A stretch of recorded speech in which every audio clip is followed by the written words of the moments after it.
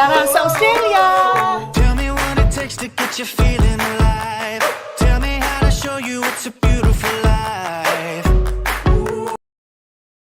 Kabayan, mga ka-student visa na nasa Australia, sa mga nasa Pilipinas po, saan mang sulok ng mundo. Magandang araw po sa ating lahat. Kamusta kayo mga kabayan?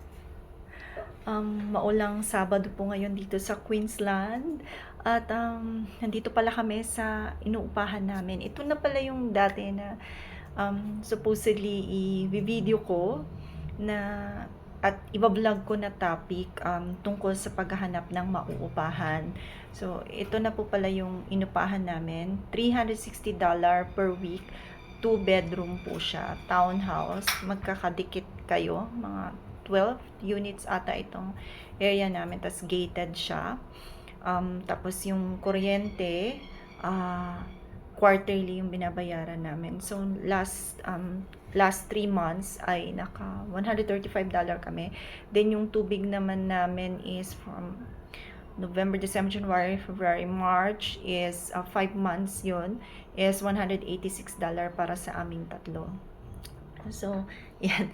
Ang tip ko lang sa inyo, lalo sa mga paparating po dito na naka-student visa or mga international students is I highly suggest na sa mga agents po tayo mag-book. Kasi kami, nung una, kung nasubaybayan po ninyo yung video ko, yung vlog ko, is nakapag-upak po kami via Facebook Marketplace.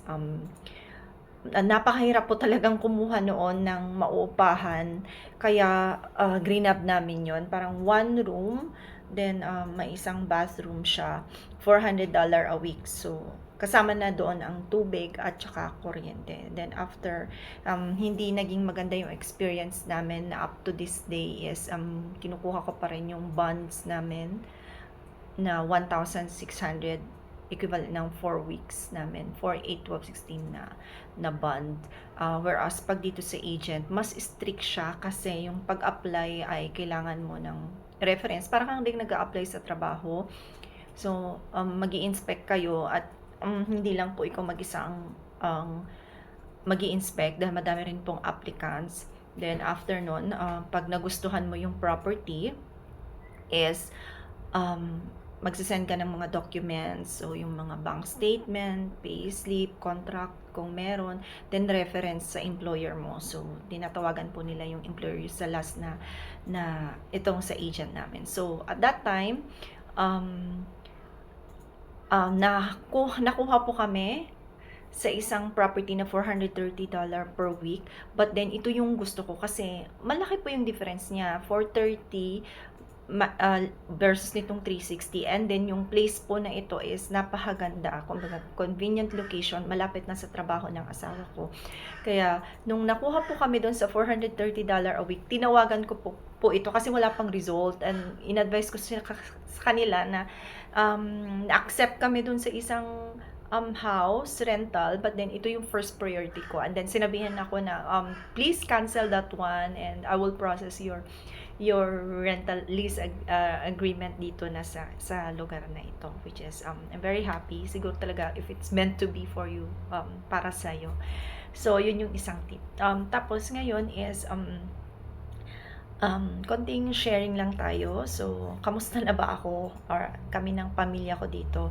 So, meron pong nag-message sa Facebook, dito sa YouTube ng kung mag-update daw ako kung ano na po ang nangyari sa amin. Kasi towards na po ako, I'm in the final stage na po ng completion ng aking MPA sa pinapasukan kong university at nasa stage na po ako ngayon na parang nagkakaroon ng separation anxiety. Yes. I don't know kung may mga naka-experience din po nun. Kasi nag-sink in na sa akin na pauwi na po ako at ng pamilya ko. At for once in my life is na-experience namin ang buhay sa abroad. At it's a beautiful experience. Diba? Sabi nga nila, minsan, tayo, bumibili tayo ng material things na makakapagpasaya sa atin. At that point, masaya tayo. But then, after ilang years, 1, 2, 3 years, we will forget about it. Whereas kapag through life experiences, like yung Australian journey namin, forever in my heart, forever na maalala ko ito kasi 'di ba, when we came to Australia, it's a humbling experience for me and my family. So I know kapag mas nag-mature na yung anak ko, and to those people who would want to listen, my experiences here in Australia is ayun po, for sure maaalala ko siya.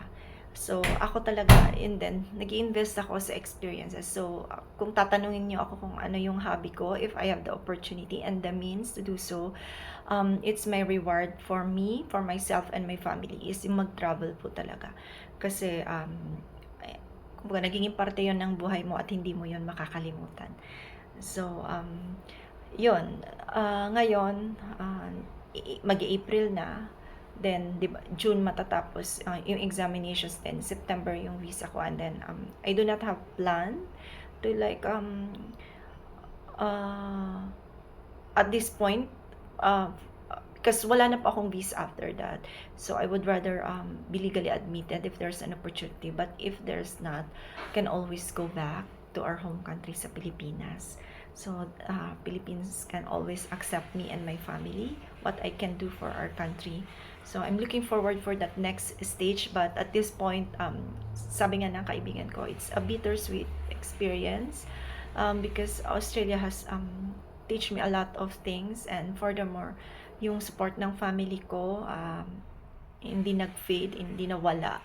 So I'm very thankful for that feeling na hindi ako iniwan ng pamilya ko during my lows and struggling moments here in Australia. I'm proud to say that we're able to surpass it. Australia is such a beautiful country. If you have the opportunity and means, I hope one day you can also go to this country. Wala akong maiko-compare, but this country has given me so much experiences, work experiences, life experiences, that I will cherish for the rest of my life. So, it's a separation anxiety at this point because nag-sink in na nga na pauwi na kami. So, nag-start na rin kaming maglagay ng mga gamit sa box para mauna na naming ipadala pag-uwi namin. Yun lang sa ngayon ang aking update. I hope you continue to subscribe, and I'll provide an update more as days goes by. Thank you mga kabayan. See ya!